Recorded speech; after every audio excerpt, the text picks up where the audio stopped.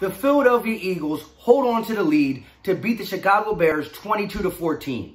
That was not a pretty football game, but sometimes you got to win them ugly games, and that's what we did to advance to 5-4 and head into the bye. Now, the Philadelphia Eagles just got to work on getting healthy. We got the Eagles. We got the Sixers. Philly talk.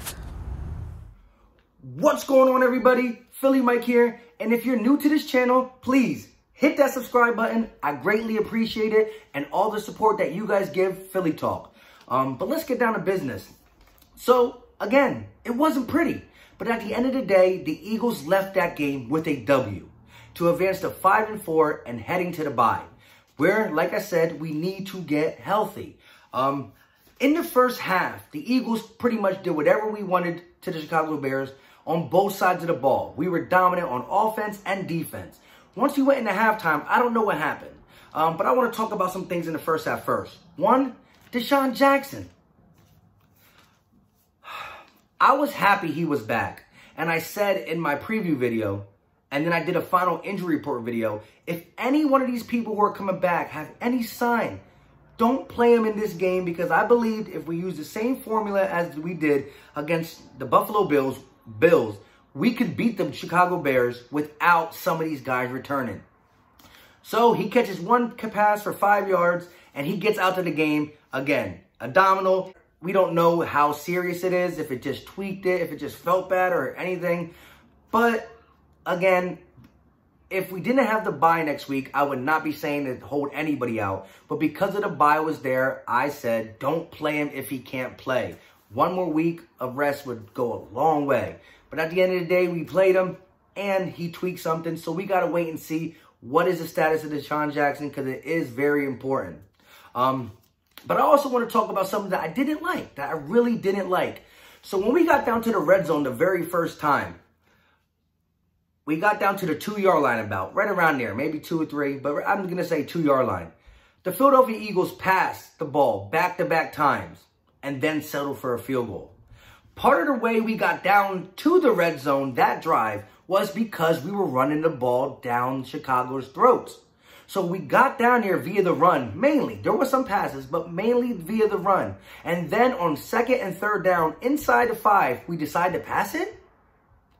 Okay, so we get a field goal. Then we get the ball back, and we go down the field once again, and we get inside the 5 again. And what do? 2 back-to-back passes on 2nd and 3rd down.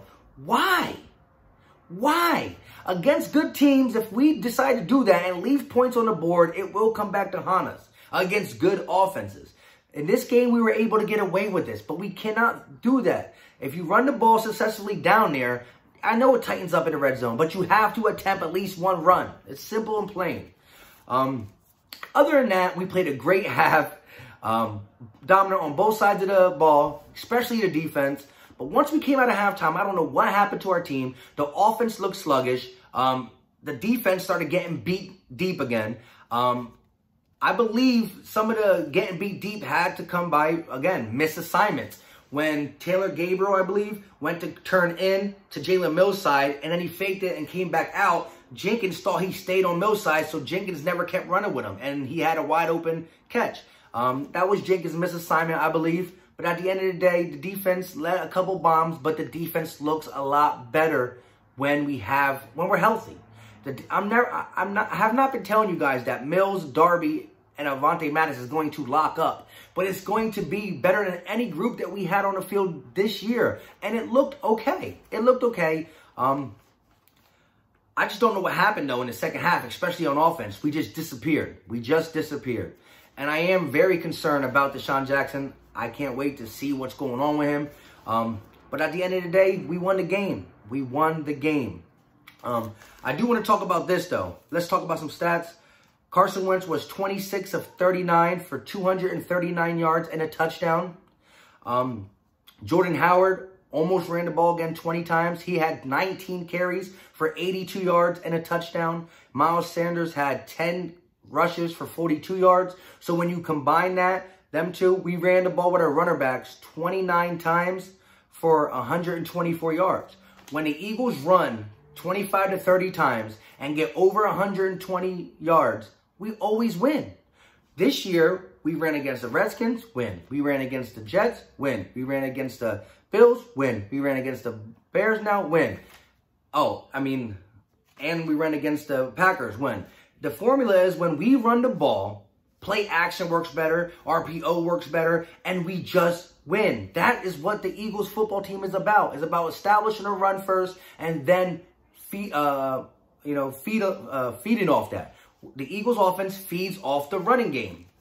Plus, when you're running the ball successfully, it keeps your defense off the field. And in the second half, our defense started giving up a lot of stuff because they were tired. Because our offense was coming on the field, going 3 and out, and the defense was back on the field. When the defense is on the field all the time, they get gassed and they start giving up big chunk plays. I do want to say this one thing real quick. If you didn't watch my Chicago Bears preview video, go back and check it out.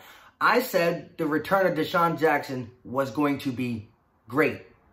But I said him coming back is going to open it up for a lot of other people. But I said this, and like I said, go back and check it out. I said Desean Jackson is going to come back. He's not going to have a great game, though.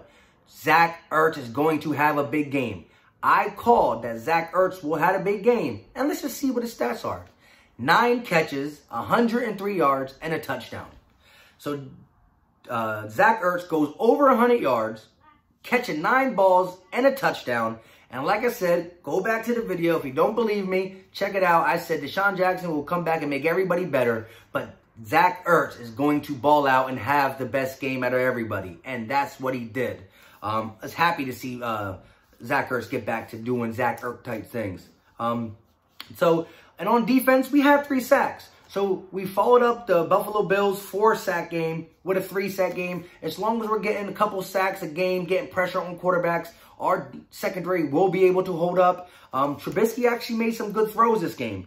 But at the end of the day, we took care of business.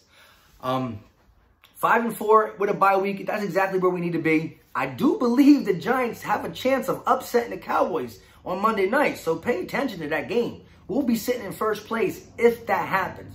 But I want to give Carson Wentz and the offense a shout out. After struggling majorly in the second half, that last drive was so clutch, so crucial. There was still like about, at that time, 3.5 or 4 minutes left. We methodically went down the field, wasting the clock, converting on 3rd down after 3rd down. It was 3rd and 3 when Carson rolled out and hit Zach Ertz for a 1st down. Then we wasted some clock. And then we came into a 3rd and 9 play. When it was 3rd and 9, I was getting nervous. Said, damn, come on, guys. We need to convert this. We need to do what we got to do. Doug Peterson called a tight end screen to Dallas Goedert. And he picked up like 13 yards on that 3rd and 9. That was the biggest play of the game. Because once we got that 3rd and 9, we got into field goal range. And we were able to run 3 more plays, killing the clock and kicking the last second field goal to win the game 22-14. Dallas Goedert's tight end screen, that play was so crucial and so clutch. And I'm going to give you guys a shout out for that. But other than that, 3rd quarter and the rest of the 4th quarter, we looked bad. We looked bad. Maybe it was the momentum of the Chicago Bears defense. But like I said, it didn't look pretty. But you have to win some ugly games once in a while. That's what you got to do. Everything ain't going to be, 31-13. But you win 30-13, you win by 1. A win is a win. And so we took care of business at home, 22-14. Like I said, if you didn't believe me, go check out the Eagles preview against the Bears. I called Zach Ertz, and I was right. I took him on fantasy, too, and he won me a lot of money today. But at the end of the day, we need to just get healthy. We have to get healthy. So I'm going to get off here, guys. I'll be on later in the week. Like I said, thank you for all the support you've been giving me. If you're not subscribed, hit that subscribe button. Also, if you like the video, you support the channel, please drop a like, hit that thumbs up button. Likes and comments really help the channel grow and lets YouTube know that you guys are interacting with me. So they put the video out more to get more people to see it, and the channel will grow. And like I said, I got a lot of people here that subscribe since day 1. I very appreciate that. But like I said, if you like the video, don't forget to hit the thumbs up button and comment. comment on what I talked about in this video, or just talk about anything Philadelphia Eagles, because I love you guys' takes. At the end of the day, that's all we got. 5-4, bye week. Let's go Giants beat Dallas, and then we're first in NFC East. We out.